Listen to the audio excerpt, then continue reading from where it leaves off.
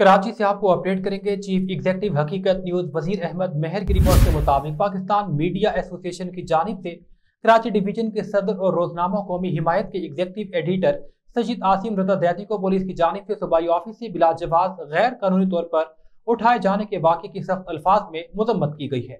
ये वाक़या न सिर्फ सहाफत की आज़ादी बल्कि आईने पाकिस्तान के बुनियादी उसूलों के भी खिलाफ है। एक मोहतरम सहाफ़ी के साथ इस तरह का सलूक रियासती इदारों के किरदार पर गहरे सवालात खड़े करता है।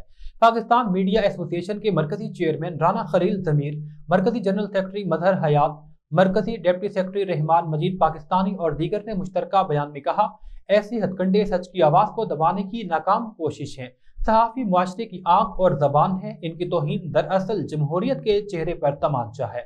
हम रियासती इदारों को खबरदार करते हैं कि अगर इस वाक़े का फौरी नोटिस न लिया गया और मुलविस एहलकारों के खिलाफ कार्रवाई न की गई तो पाकिस्तान मीडिया एसोसिएशन मुल्क की सतह पर एहतजाज करेगी। हम IG सिंध से मुतालबा करते हैं कि वाक़े का नोटिस लें और जिम्मेदारान को कटहरे में लाएं। पाकिस्तान मीडिया एसोसिएशन सहाफ़ियों के हुकूक की आज़ादी और बुलंदी तहफ़्फ़ुज़ के लिए हर फोरम पर आवाज़ बुलंद करता रहेगा।